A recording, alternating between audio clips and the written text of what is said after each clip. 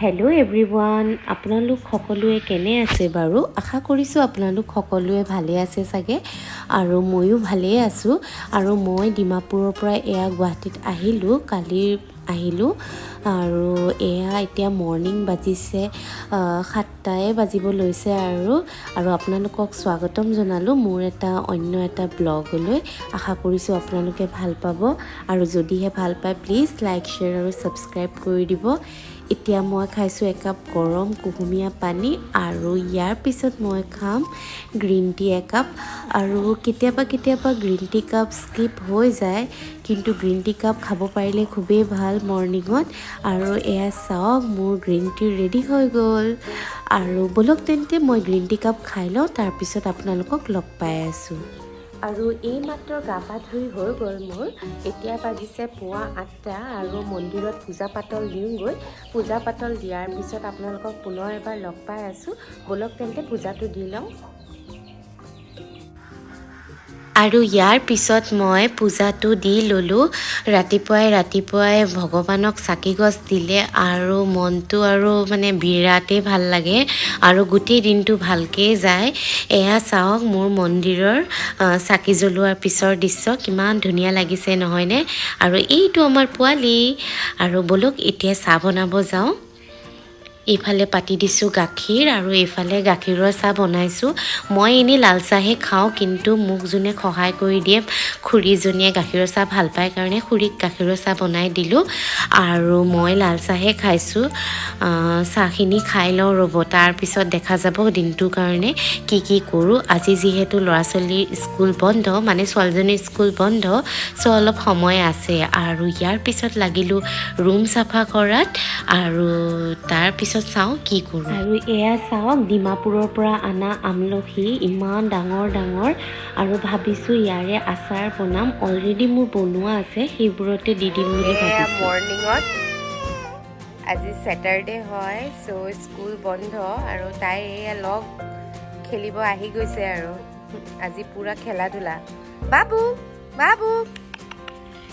Hello' কৈ দিয়া চবে হেল্ল'। আমাৰ চবেই হেল্ল' ক'ব, আমাৰ পোৱালীয়ে ক'ব বাই। অ'কে, বাই।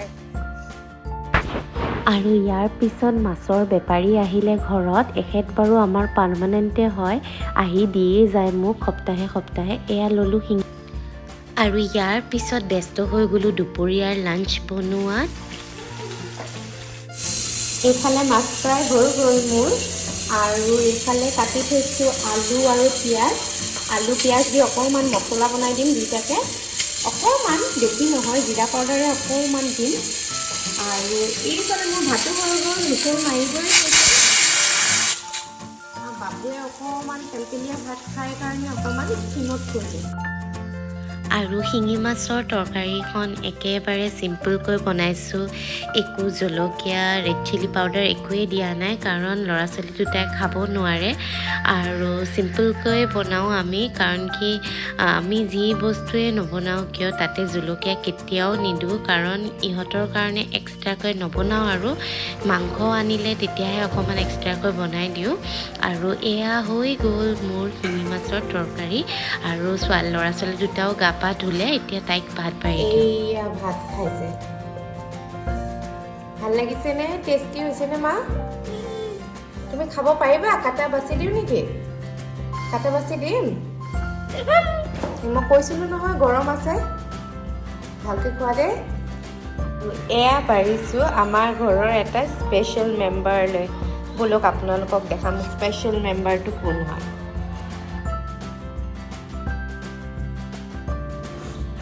আৰু চাওক আমাৰ স্পেচিয়েল মেম্বাৰ বাপ। সি গম পাই গৈছে তাৰ খানা আনিছোঁ বুলি, একদম অভাৰ এক্সাইটেড হৈ গৈছে। দি আছোঁ, ৰ বেটা ৰ। আৰু ভাত পানী খোৱাৰ পিছত আৰু ভিডিঅ' কৰা নহ'ল, ইমানেই ভাগৰ লাগিছিল যে শুই গ'লোঁ। আৰু শুই যোৱাৰ পিছত ইভিনিং বিয়া খাব আহিলোঁ। এওঁৰ লগৰ কলিগ এজনীৰ বিয়া আছিল। মই আগৰ ব্লগত দেখাইছিলোঁ আপোনালোকক, কইনাক মই ভাত খাব যে মাতিছিলোঁ। এইজনী চাওক আমাৰ কইনা, ইমান ধুনীয়া লাগিছে নহয়নে তাইক। আৰু এফালে গান বাজনা চলি আছিলে আৰু ডেক'ৰেশ্যনখিনি খুবেই ধুনীয়া আছিলে, বহুত ভাল লাগিছিলে। খোৱা বোৱাখিনিতো ভাল আছিলে আৰু খুব ধুনীয়া এটা মানে বিয়া এনজয় কৰিলোঁ আৰু মনত থাকিব। ফ্ৰেণ্ডছ, তেন্তে ব্লগটো আজি ইয়াতে সমাপ্ত কৰোঁ। পুনৰ আকৌ এবাৰ লগ পাম নতুন এটা ব্লগ বা ৰেচিপি লৈ। Till then bye bye.